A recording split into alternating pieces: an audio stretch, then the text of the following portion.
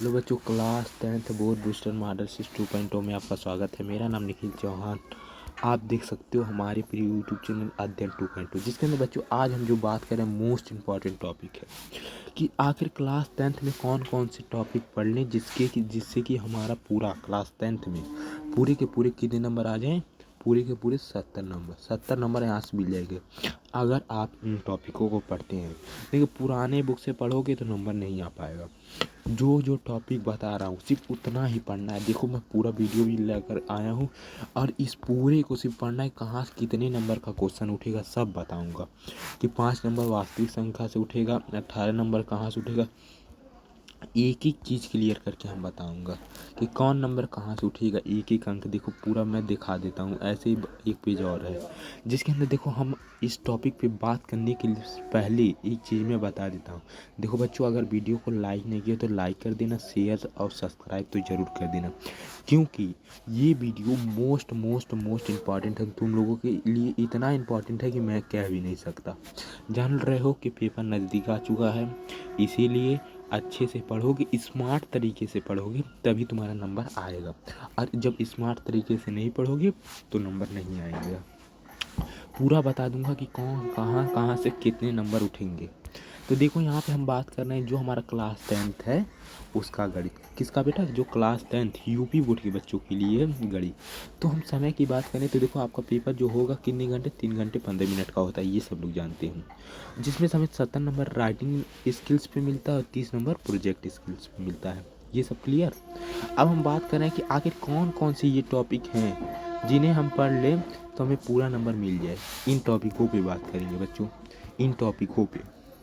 तो देखो, पहले हम बात कर रहे हैं। देखिए, हमारा जो सबसे पहला क्या है, सबसे पहला जो हमारा चैप्टर है कौन सा, हमारा वास्तविक संख्या, जिसे हम कहते हैं क्या, संख्या की प्रसिद्धि। जो हमारा चैप्टर है, हाँ, वास्तविक संख्या। कौन सा? वास्तविक संख्या। ये वास्तविक संख्या से क्वेश्चन उठना तय है, जिसमें से हमें 5 नंबर के अंक देखने को लिए मिलेंगे। और उसके बाद बीजगणित, जो हमारा बीजगणित में जो दूसरा चैप्टर आ रहा है, दूसरा और तीसरा, जो दूसरा बहुपद और तीसरा कौन सा है, दो चर वाले रैखिक समीकरण, उसमें से आपको कितने नंबर मिल जाएंगे, 18 नंबर। उसके बाद निर्देश ज्योमेट्री, जो हमारा कौन सा चैप्टर है, चौथा या पांचवा, मैं पता नहीं कर रहा हूँ, बता नहीं पा रहा हूँ कौन सा चैप्टर है, उसमें से आपका 5 नंबर का क्वेश्चन उठेगा। उसके बाद उठ जाएगा कि यार आपका ज्यामिति जो होता है, ज्यामिति, उसमें से उठेगा 10 नंबर। उसके बाद क्या उठेगा, जो हमारा त्रिकोणमिति को हम त्रिकोणमिति भी कहते हैं, तो उसमें से ही हम 12 नंबर का क्वेश्चन मिल जाएगा बच्चों। उसे मेंसुरेशन में से 10 नंबर, और सांख्यिकी और प्रायिकता में से 5 नंबर आपको देखने के लिए मिल जाएंगे। सांख्यिकी से 5 नंबर प्रायिकता। अब हम बताते हैं हमें कौन कौन से टॉपिकों को पढ़ना है। मोस्ट इम्पॉर्टेंट वीडियो है बच्चों। कौन कौन से टॉपिक को अगर पढ़ेंगे, कौन कौन से, तो यहाँ पे हमारा आ जाता है सबसे पहला, जो मैंने बताया था क्या, सांख्यिकी प्रसिद्धि, जिसके अंदर मैंने ये भी बताया कि सबसे पहला चैप्टर हमारा कौन सा, वास्तविक, क्या, वास्तविक संख्या का, वास्तविक संख्या। तो देखिए, नए बुक के अकॉर्डिंग आपके सिलेबस में बहुत ज़्यादा कट चुका है, तो आपको केवल इतना ही पढ़ना है जितना मैं बता रहा हूँ, 2024 के बच्चों के लिए है। देखिए, जो हमारा अंक गणित का आधारभूत प्रमेय है, उसे हमें सिद्ध करना रहता है। जैसे √3 को सिद्ध कीजिए, √3 को सिद्ध कीजिए, √5 को सिद्ध कीजिए, सिद्ध करने वाला क्वेश्चन, बस इतना ही पढ़ना है इसके अंदर। और उसके बाद परिमेय संख्याओं का अनुकूल और परिमेय संख्याओं का सत्यापन, कि ये परिमेय संख्या है, यह परिमेय संख्या है। उसके बाद एक फार्मूला और है जो इसके अंदर नहीं दिया है। देखिए, पहली संख्या गुणे दूसरी संख्या बराबर एलसीएम गुणे HCF। क्या है? एलसीएम गुणे HCF गुणे एलसीएम, अब दूसरी संख्या बराबर पहली संख्या। ये वाला क्वेश्चन को आंसर सॉल्व कर लेना, देख लेना। बस इतना ही टॉपिक तुम्हें पहले चैप्टर में अगर तुम क्लियर कर लेते हो तो तुम्हारा 5 नंबर कोई भी नहीं ले सकता, ये समझ लो, 5 नंबर फिक्स हो जाएंगे। उसके बाद बच्चों बढ़ रहे हैं क्या, ये जो हमारा दूसरा, जिसे मैंने क्या बताया था, बीजगणिती, क्या बताया था, बीजगणिती, क्या बताया था, बीजगणिती। उसके अंदर हमने 2 चैप्टर बताया था। पहला तो कौन सा है, बहुपद, और दूसरा 2 चर वाले रैखिक समीकरण। इन दोनों चैप्टर में से हमको 18 नंबर के क्वेश्चन देखने को मिलेंगे। मोस्ट इम्पॉर्टेंट टॉपिक हैं दोनों, जिसके अंदर अगर आपके पास पुराना बुक होगा तो पुराने बुक में क्या होगा, त्रिघात बहुपद, द्विघात बहुपद के साथ साथ त्रिघात बहुपद भी दिया होगा। तो त्रिघात बहुपद वाला जो पाठ है वो एकदम कट चुका है। त्रिघात बहुपद को नहीं पढ़ना है, केवल द्विघात बहुपद, क्या, जिसपे अधिकतम घात 2 हो वही वाला बहुपद पढ़ना है। 3 घात वाला बिल्कुल भी नहीं पढ़ना है, समझे बच्चों। जिसपे एक्स पे अधिकतम घात कितना होता है, 2, उसी वाले घात को पढ़ना और कुछ भी नहीं पढ़ना है। उसके बाद हमें सिर्फ 2 परिमेय पढ़नी है। पहला परिमेय कौन सा है कि जो संबंध बताया जाता है, शून्यकों का योग, जो योग वाला संबंध, योग और गुणांक, गुणांक में जो संबंध रहता है, जैसे पूछता है अल्फा प्लस बीटा बराबर -b/a, ये वाला फार्मूला पढ़ना है। दूसरा कौन, अल्फा गुणे बीटा बराबर c/a, यही दोनों फार्मूले को पढ़ना है और कुछ भी नहीं पढ़ना है। और इन दोनों गुणांकों, और देखिए यहाँ पे दिया भी है कि गुणांकों और शून्यकों के बीच में संबंध, यही बार पढ़ना है। और अब हम बढ़ते हैं दूसरे, जो हमारा तीसरा चैप्टर है, जिसे हम क्या कहते हैं बच्चों, कहते हैं 2 चर वाले रैखिक समीकरण। क्या कहते हैं, 2 चर वाले रैखिक समीकरण। क्या कहते हैं बच्चों, 2 चर वाले रैखिक समीकरण। इसके अंदर हमारे पास पहले 3 विधियाँ थी। कौन कौन सी, पहली विधि थी कौन, प्रतिस्थापन, दूसरी विलोपन, और तीसरा कौन सा था, जो हमारा वज्र गुणनखंड विधि बोला जाता था। पहला प्रतिस्थापन, विलोपन, और तीसरा एक और हुआ करता था वज्र गुणनखंड विधि, जिसमें से हमारा वज्र गुणनखंड वाला विधि एकदम कट चुका है बच्चों, उसे नहीं पढ़ना है। केवल हमें पढ़ना है क्या, प्रतिस्थापन विधि और विलोपन विधि। इन्हीं 2 फार्मूले को जिससे सॉल्व किया जाता है, ये दोनों विधियां हैं, उन्हीं दोनों विधियां को करना है। अगर आप इसके अलावा एक और विधि है वज्र गुणनखंड को पढ़ते हो, तब समझ लो तुम अपने टाइम को वेस्ट कर रहे हो। देखो पढ़ना तो चाहिए, लेकिन अभी तुम्हारे पास उतना समय नहीं है। तुम केवल जो इम्पोर्टेंट टॉपिक है उन पे फोकस करो। इम्पोर्टेंट टॉपिक पे फोकस करोगे तभी बोर्ड में अच्छे से अच्छा नंबर आ पाएगा, वरना नहीं आ पाएगा बच्चों। तो यहाँ पे अगर ये दोनों टॉपिक आप पढ़ लेते हो, इतने जितने मैं बताया हूँ, तभी आपको 18 नंबर देखने के लिए मिल जाएंगे पूरे के पूरे। उसके बाद क्या आ जाता है हमारा तीसरा चैप्टर क्या है, तीसरा चैप्टर हमारा द्विघात बहुपद। क्या है बच्चों, द्विघात बहुपद, जिसे हम क्या कहते हैं बताओ। द्विघात बहुपद में हमें ये वाला जो फार्मूला आता है, ax² + bx + c = 0, ये वाला जो फार्मूला है, तो इसे हमको पढ़ना है। और केवल वास्तविक मूल पढ़ना है, जो जिसके अंदर हमें एक फार्मूला और होता था, जो हमारा फार्मूला क्या होता था, -b ± √b² - 4ac। ये वाले फार्मूले को एकदम अच्छे से पढ़ना। ये वाला जो फार्मूला है ये है विविधकर का फार्मूला। उसके बाद एक फार्मूला और बेटा देखो यहाँ पे लिखा है क्या, विविधकर का फार्मूला। वो होता था क्या, d = b² - 4ac, यही फार्मूला होता था, d = b² - 4ac। इसी फार्मूले को पढ़ना है, बस इसी दोनों फार्मूले को पढ़ लेना है।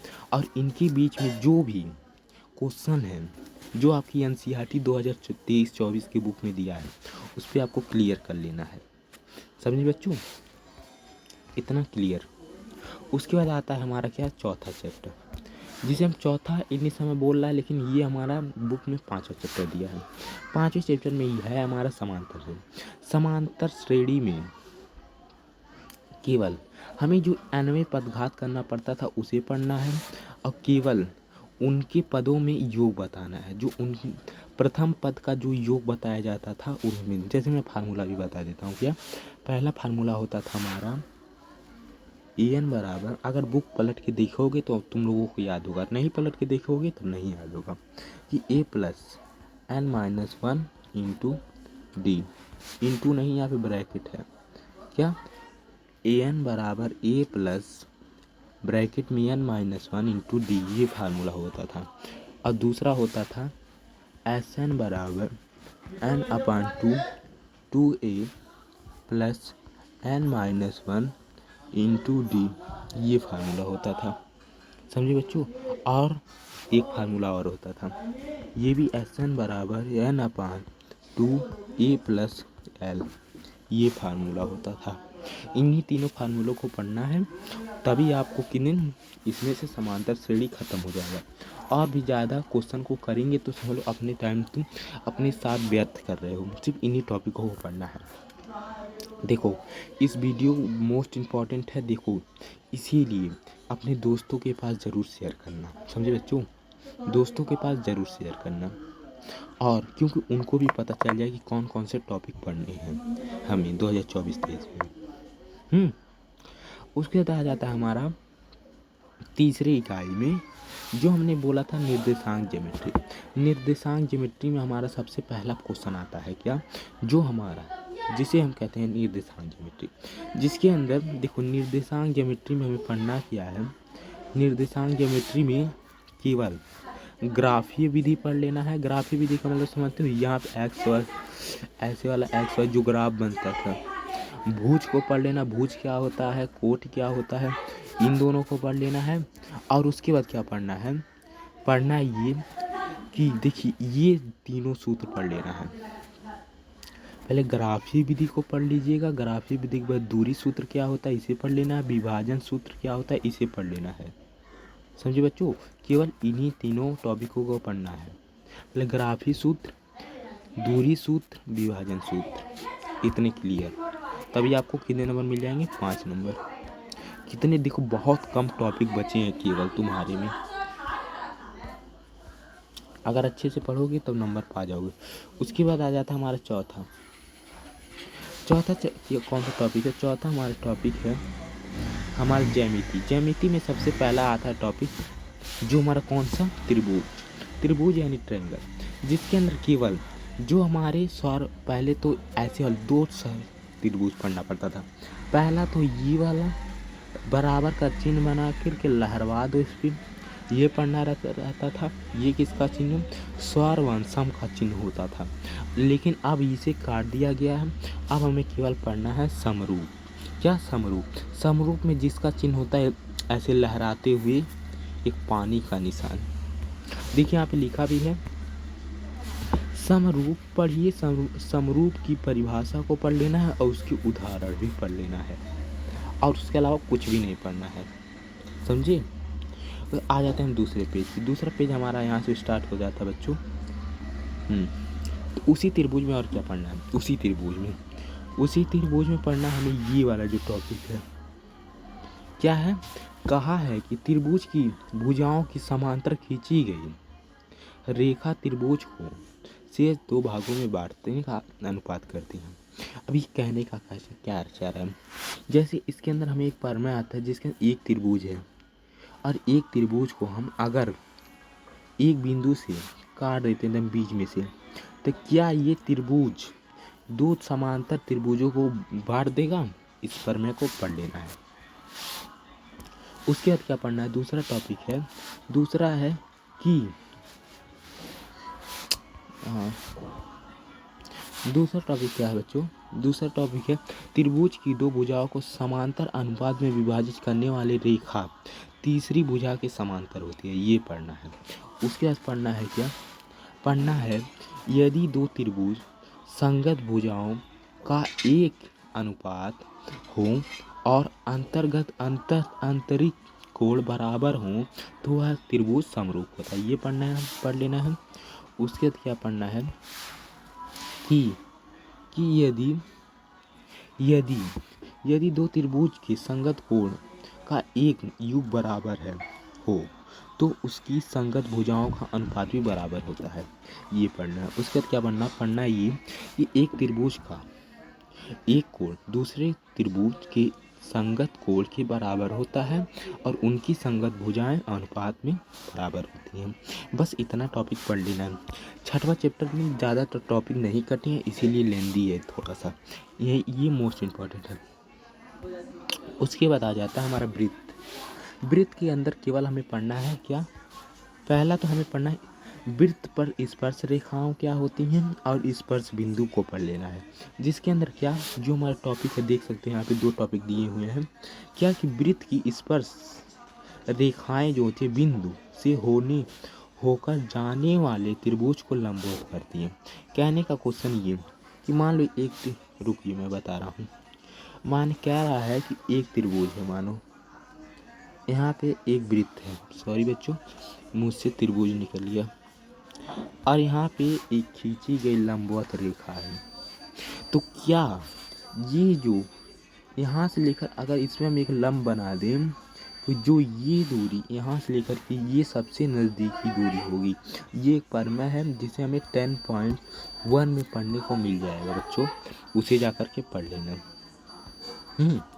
उसके बाद हमारा आ जाता है कौन सा, त्रिकोणमिति। त्रिकोणमिति अगर आप पढ़ते हो तो 12 नंबर फिक्स हो जाएंगे, 12 नंबर फिक्स हो जाएंगे। जिसके अंदर क्या पढ़ना है कि जो समकोण त्रिभुज क्या होता है और न्यून कोण त्रिभुज क्या होता है, जिसमें 0 डिग्री से और 90 डिग्री के त्रिकोणमिति अनुपात को पढ़ लेना है। उसके अंदर क्या क्या जो अनुपात 30 डिग्री 45 60 0 90 के बीच में जो संबंध होते हैं, जो 1/√2 ट्रिग्नोमेट्री टेबल होता है उसे पढ़ना है। उसके बाद जो त्रिकोणमिति सर्वांशम,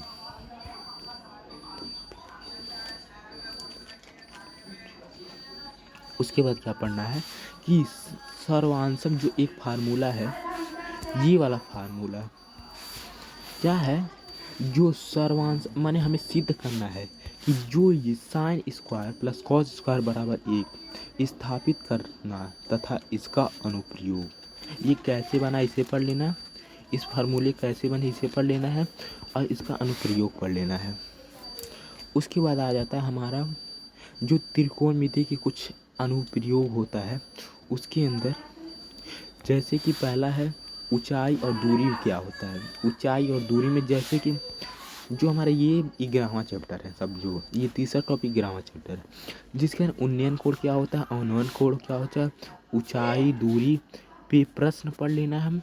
और 2 समकोण त्रिभुज के अधिक नहीं होते और उनके अंदर बनने वाले जो कोण होते हैं कौन कौन से, उन्नयन कोण 30 डिग्री 45 डिग्री 60 डिग्री, केवल इन्हीं डिग्रियों के ना 30 45 60 इन डिग्रियों को मान याद कर लेना अच्छे से बच्चों।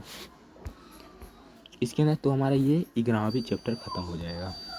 उसके 12वां चैप्टर आ जाएगा। 12वां चैप्टर जिसमें हमारा मेंसुरेशन स्टार्ट होता है, यहीं से मेंसुरेशन में हमें 10 नंबर के क्वेश्चन देखने के लिए मिल जाएंगे। मेंसुरेशन में जो हमारा 12वां चैप्टर 11वां चैप्टर है, सॉरी वो शायद 10वां है बेटा, आप देख लेना अच्छे से। जो हमारा 11वां चैप्टर है हमारे साथ से लग रहा है, आप देख लेना एक बार बुक में बच्चों। जो हमारा आता है वृत्त से संबंधित क्षेत्रफल, वृत्त से संबंधित क्षेत्रफल में से हमें पढ़ना है ये कि वृत्त की क्या क्या पढ़ना है बच्चों, केवल पढ़ना है त्रिज्यखंड क्या होता है और वृत्तखंड क्या होता है। त्रिज्यखंड वृत्तखंड, त्रिज्यखंड वृत्तखंड के फार्मूले 2 होंगे, उन्हें पढ़ लेना है अच्छे से और उनके प्रश्न को सॉल्व कर लेना है। उसके बाद हमारा आ जाता है 12वां चैप्टर। 12वां चैप्टर ये है कि पृष्ठीय क्षेत्रफल और आयतन। पृष्ठीय क्षेत्रफल और आयतन में हमें ये मोस्ट इम्पॉर्टेंट चैप्टर बन जाता है, समझो। ये इसके अंदर हमें जितने भी क्या क्या पढ़ लेना है कि आखिर आयत क्या होता है, घन क्या होता है, घनाभ क्या होता है, गोला क्या होता है, अर्धगोला क्या होता है, लंबवत बेलन क्या होता है, शंकु क्या होता है, और इसके ऊपर प्रश्न को पढ़ लेना है। क्या पढ़ लेना बच्चों, प्रश्न को पढ़ लेना है, समझिए बच्चों। और ये वाला टॉपिक नहीं पढ़ना है, देखो ये वाला टॉपिक कर चुका है। ये वाला 2 भिन्न तरह के ठोसों को संयोजित संबंधित प्रश्न इसमें अधिक नहीं है, समझे बच्चों, अधिक नहीं है यानी नहीं है।